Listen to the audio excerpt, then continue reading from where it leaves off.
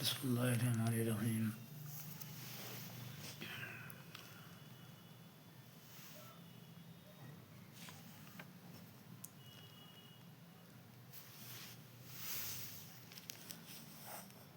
اس اجمال کی تفصیل اس طرح ہے کہ بود مسافت کے سبب اس لشکر کی خبر مدینہ منورہ میں جلد نہیں پہنچ سکتی تھی۔ حضرت عثمان غنی رضی اللہ عنہ نے جب دیکھا کہ لشکر افریقہ کی خبر آئے ہوئے زیادہ دن گزرے ہیں تو انہوں نے حضرت عبدالرحمن بن زبیر رضی اللہ عنہ کو ایک دستہ فوج کے ہمراہ افریقہ کی طرف روانہ فرما دیا۔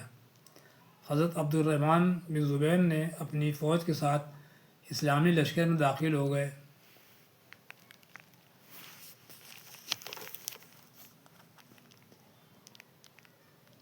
اس لیے مسلمانوں نے نعرہ تکبیر کہا۔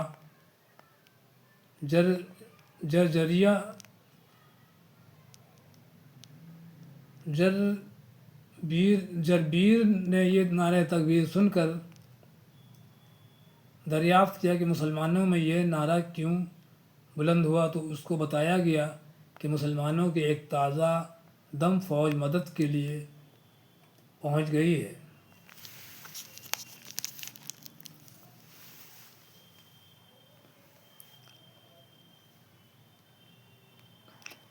اور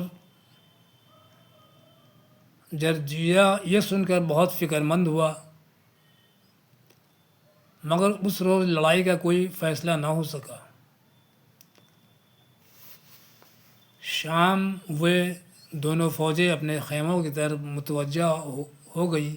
اگلے روز جب لڑائی شروع ہوئی تو عبداللہ بن زبیر رضی اللہ عنہ نے میدان جنگ میں عبداللہ بن سعد رضی اللہ عنہ کو موجود نہ پا کر سبب دریافت کیا کہ وہ نہیں ہیں عبداللہ بن سعد۔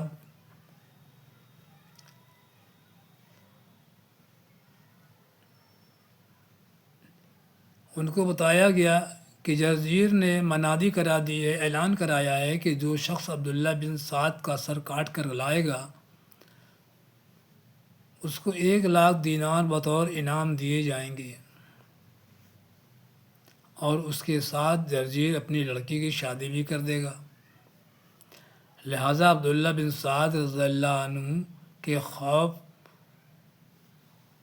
خوف سے میدان میں نہیں آئے۔ عبداللہ بن سعد جان کے خوف سے میدان میں نہیں آئے۔ عبداللہ بن زبیر یہ بات سن کر عبداللہ بن سعد کے پاس ان کے خیمے میں گئے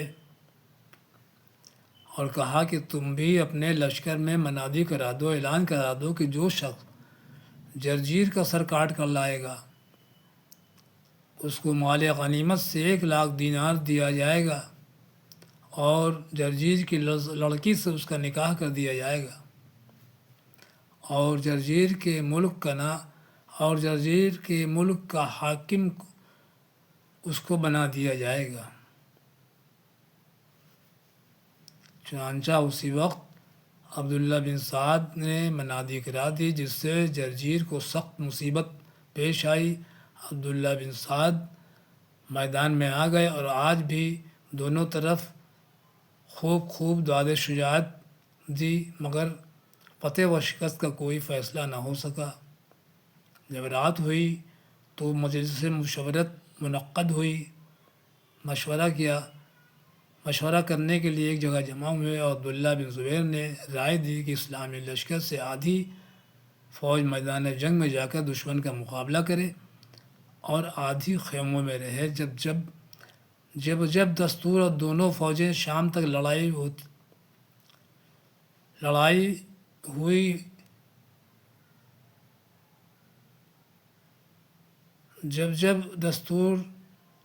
جب آدھی خیموں میں رہے، جب حسب دستور یعنی رائے کے مطابق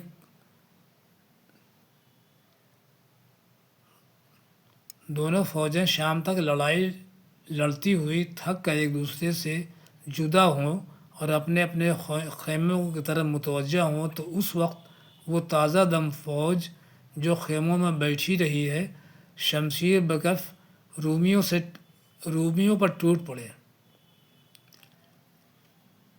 اس طرح ممکن ہے کہ لڑائی کا فیصلہ جلد ہو جائے۔ اس رائے کو سب نے پسند کیا۔ اگلے دن یعنی تیسرے روز کی جنگ میں آدھی فوج صبح سے مصروف جنگ تھی اور آدھی فوج عبداللہ بن زبیر کی ماتحتی میں خیموں کے اندر منتظر تھی۔ دوپہر تک دونوں طرف کی فوجیں لڑتی رہیں اور دوپہر کے بعد ایک دوسرے سے جدا ہوئے اور فوراً ابن زبیر اپنی تازہ دم فوج لے کر خیموں سے نکل پڑے اور رومیوں پر حملہ آور ہوئے۔ رومی اس حملے کی تاب نہ لا کر اپنے خیموں کی پناہ میں بھاگے، لیکن ان کو وہاں بھی پناہ نہ ملی۔ مسلمانوں نے ان کو گرفتار اور قتل کرنا شروع کر دیا۔